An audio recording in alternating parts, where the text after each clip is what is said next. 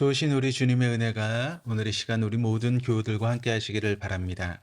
오늘 우리가 함께 나누실 하나님 말씀은 에스겔 17장의 말씀입니다.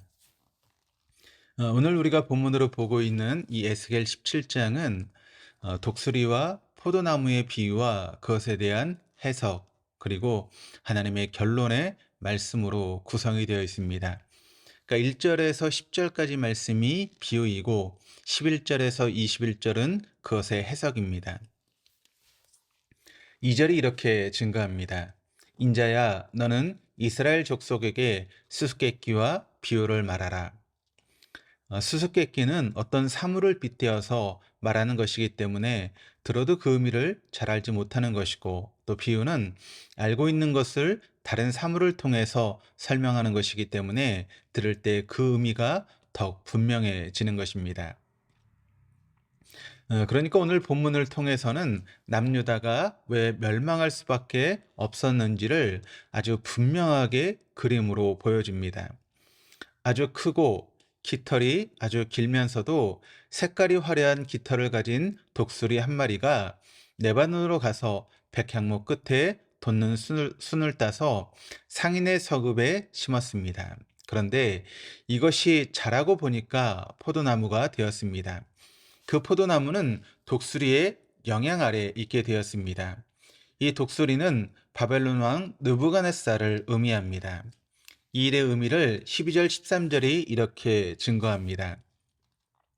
너는 반역하는 족속에게 묻기를 너희가 이 비유를 깨닫지 못하겠느냐 하고 그들에게 말하기를 바벨론 왕이 예루살렘에 이르러 왕과 고관을 사로잡아 바벨론 자기에게로 끌어가고 그 왕족 중에서 하나를 택하여 언약을 세우고 그에게 맹세하게 하고 또 그 땅에 능한 자들을 옮겨 갔나니.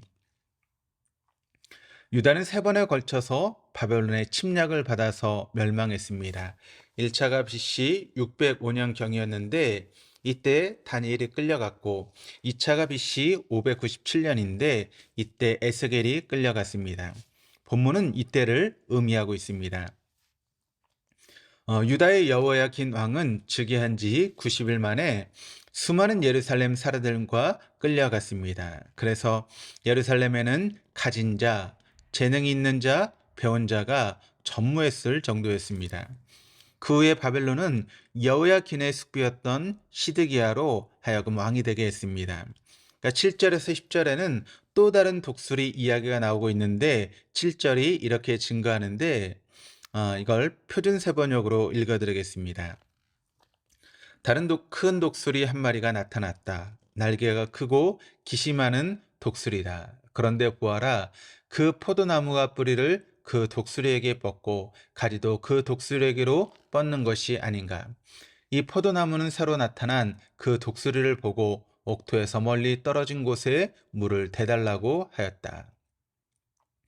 포도나무가 한 독수리의 영향 아래 있었는데 또 다른 큰 독수리가 나타나자 포도나무는 온 가지는 물론 뿌리까지 그 독수리에게로 향하고 지금 있는 땅에서 다른 멀리 떨어진 곳에 물을 데워달라고 요청했습니다. 이 독수리는 애굽의 바로 왕을 의미합니다.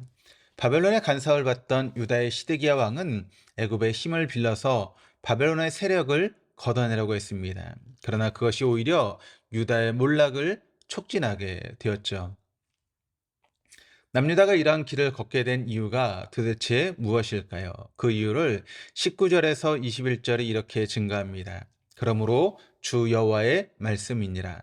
내가 나의 삶을 두고 맹세하노니 그가 내 맹세를 업신여기고 내 언약을 배반하였은즉 내가 그 죄를 그 머리에 돌리되 그 위에 내 그물을 치며 내 올매에 걸리게 하여 끌고 바벨론으로 가서 나를 반역한 그 반역을 거기에서 심판할지며 그 모든 군대에서 도망한 자들은 다 칼에 엎드러질 것이요 그 남은 자는 사방으로 흩어지리니 나 여호와가 이것을 말할 줄을 너희가 알리라.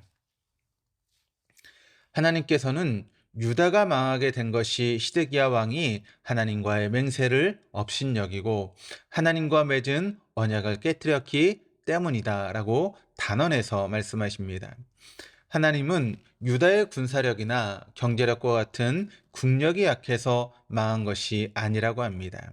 시드기야는 그것이 부족하다고 생각했기 때문에 강대국과 화친하는 외교력에 의지해서 돌파하려고 했습니다. 그것에 대해서 하나님은 분노하시며 안타까워하십니다. 이것은 단지 시드기야만이 그랬던 것이 아니라 당시 유다 백성들의 대부분의 모습이 그러했습니다. 이 시드기야와 유다 백성들의 모습은 바로 우리의 거울이자 하나님께서 우리의 실상을 보여주는 드라마와 같습니다. 우리들의 삶이 풀리지 않고 삶의 어두운 그림자가 드리울 때 제일 먼저 생각하는 것이 자신의 손에 든 것입니다.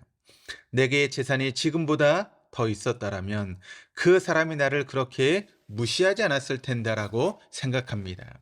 내가 지금보다 더 배운 사람이었다면 그 사람 앞에서 더 당당할 수 있었을 텐데라고 생각합니다. 그리고 어려움이 있으면 시드기야와 바벨론과 애굽을 기웃거리듯이 이 사람 저 사람을 찾아다니며 동분서주합니다. 그러다가 최후에 깨닫는 것이 궁극적으로 나를 도와주실 분은 하나님밖에 없다는 것입니다. 그래서 내가 처음부터 하나님만을 붙들 것을 이라고 생각하게 되지요. 물론 다음에도 동일한 상황이 발생되면 하나님보다 도움을 줄 사람들을 찾아다니다가 다시 하나님께로 가게 됩니다. 하나님은 주로 사람을 통해서 역사하시기 때문에 사람이 하나님의 역사의 통로의 수단이 되는 것과 내가 하나님을 통하지 않고 사람의 도움을 직접 받겠다고 생각하는 것과는 동일하지 않습니다.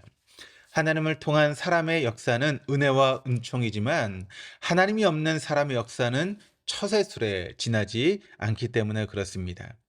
이처럼 시드기야와 유다 백성들의 반역에도 불구하고 하나님께서는 소망을 주십니다. 22절, 23절이 이렇게 증가합니다. 주 여호와께서 이같이 말씀하시되 내가 백향목 꼭대기에서 높은 가지를 꺾어다가 심으리라. 내가 그 높은 새 가지 끝에서 연한 가지를 꺾어 높고 우뚝 솟은 산에 심되 이스라엘 높은 산에 심으리니 그 가지가 무성하고 열매를 맺어서 아름다운 백향목이 될 것이요 각종 새가 그 아래에 깃들이며 그 가지 그늘에 살리라. 백향목의 꼭대기에 있는 연한 가지는 두말할 필요도 없이 장차 오실 메시아 그리스도를 가르칩니다. 그리고 이스라엘의 높은 산은 시온산을, 각종 새는 세상의 백성들을 의미합니다.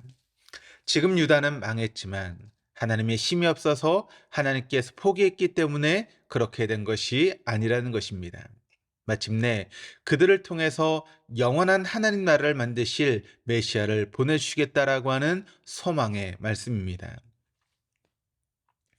구약과 신약은 모두 메시아의 모습이 연약하고 볼품없는 모습으로 묘사되곤 있습니다. 그래서 사람들이 무시하곤 합니다.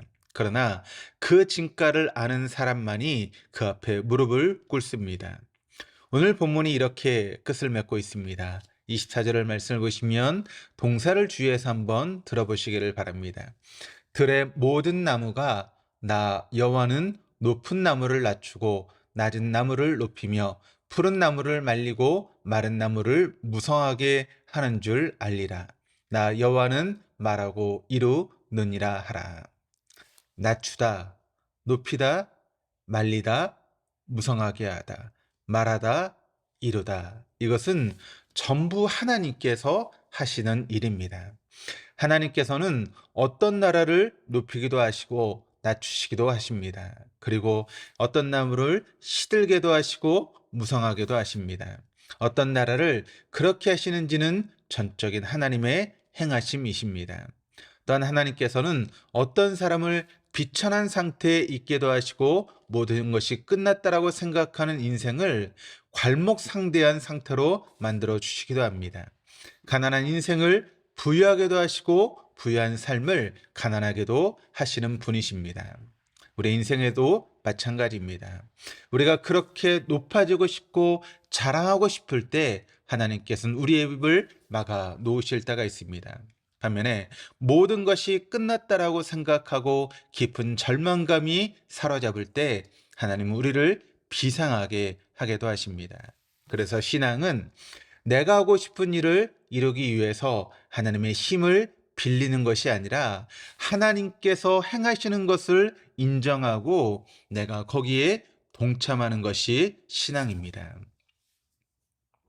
오늘 하루도 나의 재능이나 나의 지혜를 의지하지 않고 하나님께 피하며 하나님의 행하심에 순종할 수 있는 복된 한 날 되어줄 수 있기를 주님의 이름으로 축원합니다. 기도하시겠습니다. 하나님 아버지, 바벨론과 애굽 사이를 오가는 시드기야 왕과 하나님과 우상 사이를 배회하는 유다 백성들의 모습이 우리의 모습임을 일깨워 주셔서 참 감사합니다. 우리 역시 하나님과 세상 사이를 동가식 서가식하는 존재임을 고백합니다.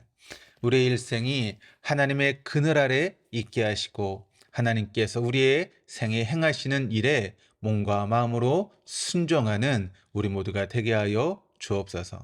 오늘이 바로 그와 같은 길을 걸어가는 첫날이 되게 하시고 다시 시작하는 날이 되게 하여 주옵소서. 감사드리며 예수 그리스도 이름으로 기도합니다. 아멘.